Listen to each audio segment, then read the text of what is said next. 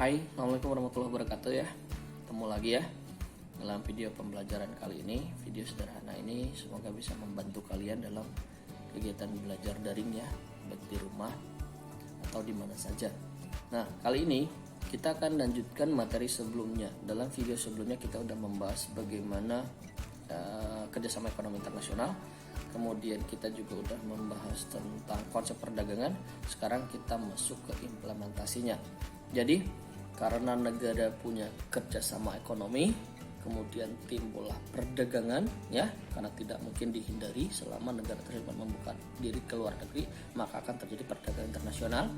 Nah, kemudian negara mengeluarkan namanya kebijakan perdagangan internasional. Nah, kebijakan-kebijakan inilah nanti yang akan menjadi landasan aturan dalam melakukan perdagangan internasional dengan negara lain ya.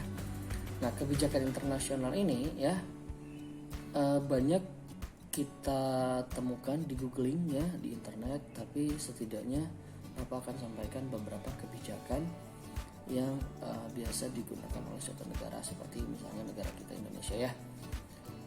Jadi sebenarnya terbagi menjadi dua. Ada kebijakan perdagangan bebas, free trade ya, agreement ya, atau perjanjian perdagangan bebas. Misalnya dulu ada CAFTA ya, China ASEAN Free Trade Area, tapi akhirnya batal. Kenapa? Karena beberapa negara termasuk Indonesia ternyata tidak siap mengikuti perdagangan bebas antara China dengan ASEAN ya.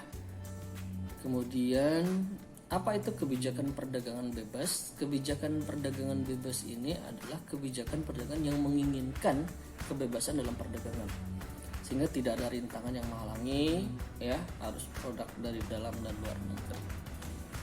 Dampaknya apa? Dampaknya adalah banyak negara-negara nanti yang akan bebas keluar masuk, termasuk tenaga kerja. Nah, ini akan sangat menguntungkan bagi negara-negara yang kuat seperti China misalnya ya. Kemudian yang kasihan siapa? Yang kasihan adalah negara-negara yang secara sumber daya dia belum siap, seperti Indonesia ya. Kita akan terima banyak produk yang masuk ya. Akhirnya apa? Akhirnya produk-produk dalam negeri itu jadi kalah bersaing dengan produk-produk Cina. Belum lagi masuknya tenaga kerja. Tenaga kerja masuk, kemudian tenaga kerja yang masuk itu ternyata bagus dan tidak bisa bersaing dengan tenaga kerja yang datang, sehingga tenaga kerja yang ada di kita itu menjadi kalah bersaing, pengangguran lagi. Nah, ini yang sangat dihindari dalam kebijakan free trade atau perdagangan bebas ya. Nah, cuman beberapa negara menginginkan karena ini dianggap menguntungkan ya. Tapi yang pasti ini akan menguntungkan untuk negara-negara yang secara kesiapan dia sudah kuat seperti China. Kemudian ada kebijakan perdagangan proteksionis. Ya, proteksionis ini adalah melindungi ya. Ada kebijakan kuota. Jadi dibatasi. Misalnya Indonesia mau impor daging sapi dari Australia, itu dibatasi. Jangan terlalu banyak. Karena akan terlalu banyak nanti akan mengganggu produk-produk yang ada di dalam negeri. Kemudian subsidi. Subsidi ini fungsinya apa? Agar produk yang dihasilkan di dalam negeri itu bisa dijual ke luar negeri dengan harga lebih murah, maka pemerintah memberikan subsidi ya. Tarif ini biasanya untuk barang yang masuk dari luar negeri. Jadi misalnya ada sepatu impor, katakanlah dari Cina, kan kebanyakan produk dari Cina murah-murah ya, sehingga kalau masuk ke Indonesia harganya murah, itu bisa kalah tuh semua toko-toko sepatu yang ada di Cibaduyut. Akhirnya apa? Akhirnya pemerintah menetapkan tarif, sehingga tarif ini berupa pajak atau bea cukai akan membuat produk yang dari luar negeri masuk ke Indonesia itu dengan harga yang lebih mahal ya, sehingga nanti harganya tidak mengancam produsen yang ada di dalam negeri. Nah, berikutnya ada premi. Premi ini sebenarnya sama dengan subsidi. Kemudian ada diskriminasi harga. Diskriminasi harga digunakan untuk apa? Untuk membedakan penjualan antar negara. Misalnya kita membedakan harga ketika kita ekspor ke Singapura, ketika kita ekspor ke Korea misalnya. Kenapa? Karena kondisinya bisa bermacam-macam, alasannya bisa bermacam-macam, termasuk bisa alasan politis juga.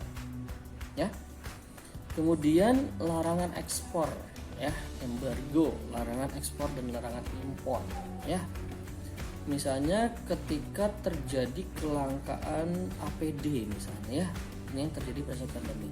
pemerintah memutuskan untuk menghentikan ekspor APD ke luar negeri karena kita butuh. Jadi dilarang untuk ekspor ke luar negeri. Atau misalnya ketika terjadi harga hasil pertanian sedang mahal. Karena kalau kita ekspor ke luar negeri, maka stok yang ada dalam negeri juga akan berkurang sehingga harga akan menjadi lebih mahal.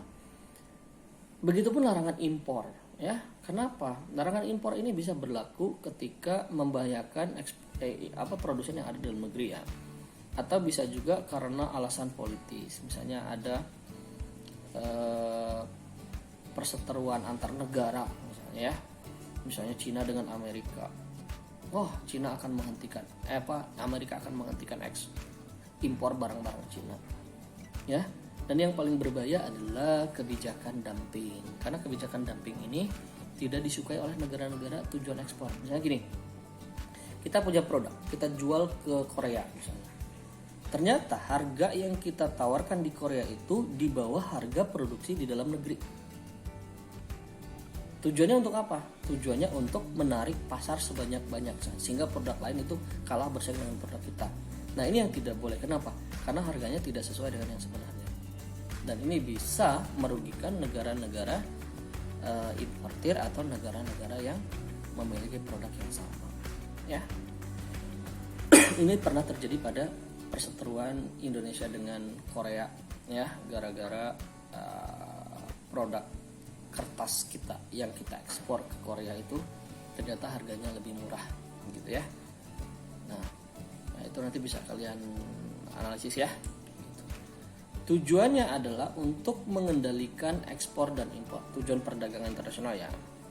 Kemudian melindungi industri, sektor-sektor yang ada dalam negeri, tujuan kebijakan, ya, meningkatkan pertumbuhan ekonomi, mengurangi defisit saldo neraca perdagangan karena impor yang banyak sehingga ekspor kita sedikit jadi defisit, ya, menyehatkan neraca pembayaran dan meningkatkan kesempatan kerja.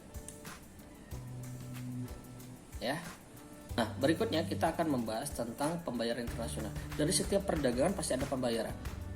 Ya, permasalahannya apa? Jenis mata uang berbeda, nilai mata uang berbeda, penentuan mata uang yang digunakan apa? Ya. Nah, caranya bisa dilakukan misalnya dengan tunai.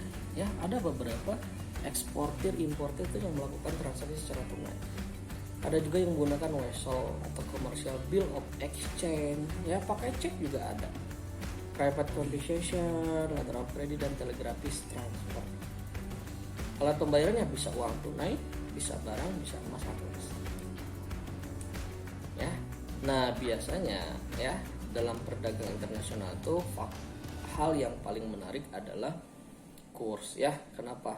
Karena kurs ini menunjukkan betapa kuatnya suatu negara terhadap negara lain, ya. Nah, sistem kurs itu ada kurs tetap, kurs bebas, sama kurs mengembang terkendali. Kalau kita itu bisa ke mengembang terkendali, ya.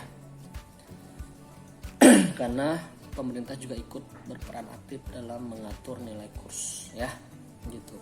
Jadi jenisnya ada kurs jual, ada kurs beli. Jadi kalau kalian biasa ke luar negeri, ya, tukar mata uang asing di money changer, nah ini udah terbiasa, udah bisa ngitung sendiri, ya. Sebenarnya ada teorinya itu. Nah, teorinya nanti kita akan bahas secara spesifik dalam satu pertemuan yang berbeda, ya. Faktor yang mempengaruhi kurs, Pak, kenapa kurs kita itu dolar semakin tinggi, rupiah semakin turun? Bergantung pada keadaan pasar. Permintaan dolar banyak, maka dolar naik. Permintaan dolar turun, maka dolar turun. Maka semakin banyak orang Indonesia yang beli dolar, ya, harga dolar jadi naik, ya. Sistem kurs yang dipakai bisa karena kursnya ditetapkan oleh pemerintah, bisa karena dibebaskan jadi bisa naik turun, bisa juga karena terkendali oleh pemerintah. Jumlah uang yang beredar dibandingkan jumlah barang, inflasi, ya. Kalau jumlah uang yang beredar terlalu banyak, ya, jumlah barang sedikit akan terjadi inflasi, maka dolar akan ikut naik. Karena dolar itu dianggap sebagai barang, ya. Nah, terakhir adalah tentang neraca pembayaran. Nah, neraca pembayaran ini adalah suatu catatan sistematis mengenai semua transaksi ekonomi antara satu negara dengan negara lain. Misalnya Indonesia dengan negara lain, atau Indonesia dengan Cina, Indonesia dengan Singapura, bisa, ya. Nah, ini Indonesia dengan negara lain tahun 2010 dan 2011. Ya, neraca pembayarannya ada di situ ya. Dalam juta US dollar ya. Nah, sebenarnya komponen itu ada 3. Ada neraca perdagangan, selisih nilai ekspor dan impor ya. Tadi ada ekspor di situ, ada impor di situ. Kemudian ada neraca jasa, selisih antara ekspor jasa dan impor jasa, dan neraca modal. Ya. Nah, terakhir dalam sebuah neraca itu kan ada sisi debit dan sisi kredit. Debit itu adalah uang yang keluar. Impor pasti ya. Kalau impor kan uangnya keluar. Kalau kredit itu uang masuk, ekspor. Nah, kita jual barangnya, uangnya masuk ke dalam negeri. Nah, segala transaksi yang menyebabkan uang masuk, maka kita taruh di sisi kredit. Segala transaksi yang menyebabkan uang keluar, maka ada di sisi debit. Itu ada banyak sekali ya. Impor, pembayaran, kemudian pembelian, kemudian investasi ke luar negeri, investasi jangka panjang di luar negeri, kemudian penduduk melakukan pembelian ya, dan penduduk menabungkan uang di bank luar negeri, maka debitnya akan tinggi ya, karena debit itu uang keluar. Kalau kredit uang masuk, ekspor, penerimaan jasa transportasi, penerimaan bunga dari luar negeri, penerimaan hadiah, pengiriman dari luar negeri, investasi jangka panjang, investasi jangka pendek ya, yang ditanamkan oleh orang luar negeri ke Indonesia, masuknya kredit. Penjualan emas kepada warga negara lain, penduduk negara lain menabungkan uangnya di bank di dalam negeri ya. Jadi kalau sisi kreditnya banyak itu menguntungkan, tapi kalau sisi debitnya yang banyak artinya banyak uang yang keluar negeri. Nah, makanya istilahnya dikenal dengan surplus defisit. Surplus jika debitnya lebih kecil daripada kredit. Uang yang keluar lebih sedikit daripada uang yang masuk. Defisit jika uang yang keluarnya, debitnya lebih besar daripada kredit, uang yang keluar, uang yang masuk. Ya, seimbang jika debit sama dengan kredit. Minimal seimbang, jangan sampai defisit. Kenapa? Karena kalau defisit itu harta kekayaan Indonesia itu banyak lari ke luar negeri. Artinya kita kan bukan bertambah bagus, malah bertambah sengsara ya. Gitu. Nah, untuk kali ini materinya sampai di situ ya. Sebenarnya masih ada penghitungan kurs, tapi nanti penghitungan kurs akan kita bahas secara spesifik. Nah, untuk kali ini Bapak kira cukup. Kita tutup dengan alhamdulillah. Alhamdulillahirabbil alamin. Terima kasih. Assalamualaikum warahmatullahi wabarakatuh.